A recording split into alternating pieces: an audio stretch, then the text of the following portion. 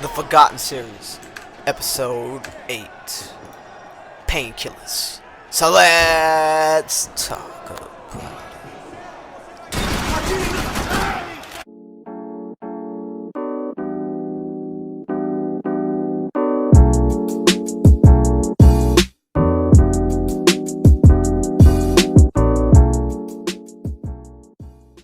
Max Payne. Wow, Max Payne was actually one of the recent games that I played through, the original, on the PlayStation. I actually streamed it not too long ago. What a fantastic game. I love the movie. I love the games. I love the series. This game hit home to me as a child because this game was the fireness of fireness. I'm talking about pow, pow, pow, pow, pow, guns going crazy. This inspired the Matrix. This was the painkiller popping, dodging and weaving, shooting them up video game of my time. So let's get into it anyway. You guys clicked on the video for the documentary. Max Payne is a neo-noir third-person shooter video game series developed by Remedy Entertainment, Max Payne and Max Payne 2, and Rockstar Studios, Max Payne 3.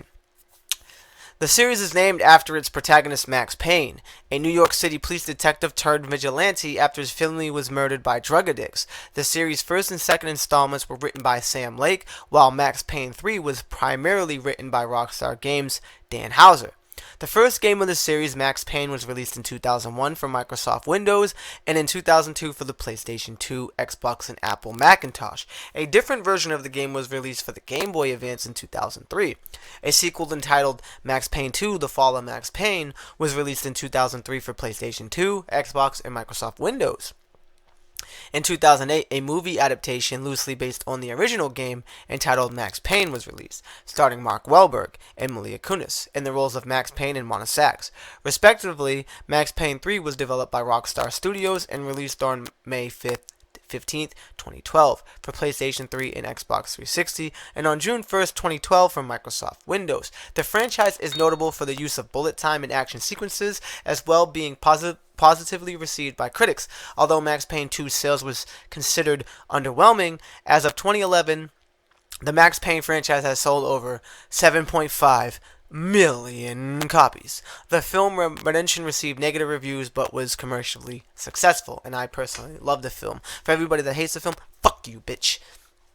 Let's get into the games of Max Payne, the meat and potatoes of the video game series. Max Payne original.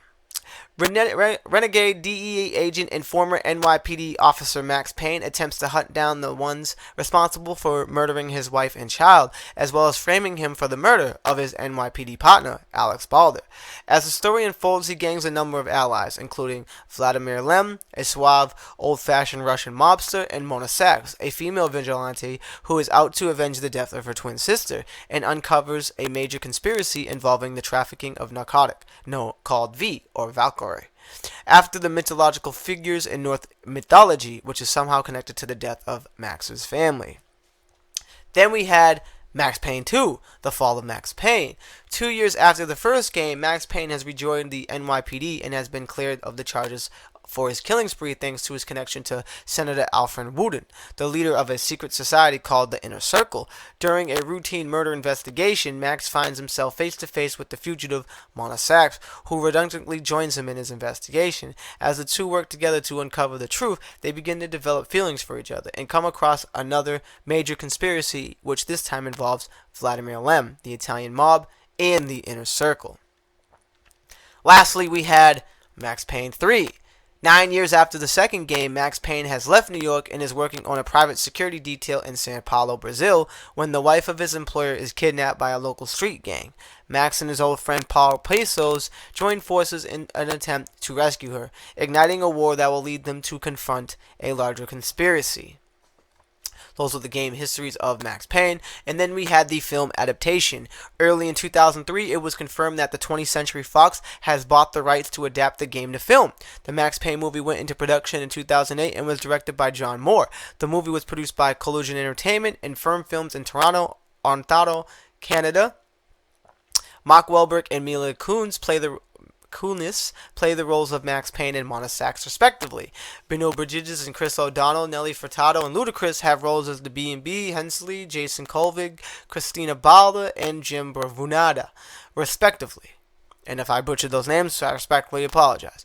On July 10th, 2008, a teaser trailer was released featuring an instrumental version of the Marilyn Manson song, If I Was Your Vampire. The film was released to theaters in U.S. on October 17th in 2008 with a PG-13 rating. While it was ranked first on its opening weekend, grossing over $18 million at the box office, the film received many negative reviews, having a 16% rating at Rotten Tomatoes based on 129 reviews. And there you have it, boys. The mini documentary series of Max Payne for episode 8 of the Forgotten series. This game has been getting called by fans. They want Max Payne. Max Payne 4 on the PS5 and Xbox Series X would be fucking crazy. Do you guys think Max Payne should come back? And if he does come back, how would it happen? How would they bring him in this conspiracy woes to the masses this time? Do you think that he has what it takes? Do you think his game mechanics have what it takes to survive in this climate? I, for one, certainly do. Bullet time, slow motion, dodging, gunfire, shooting, blazing, beating him up, shooting sprees. I feel like this game would last. But that's just me. Let me know in the comments below. But for now, make sure you stay up to date with all the latest gaming tech news and reviews. Smash that like. And as always, subscribe. God bless and peace.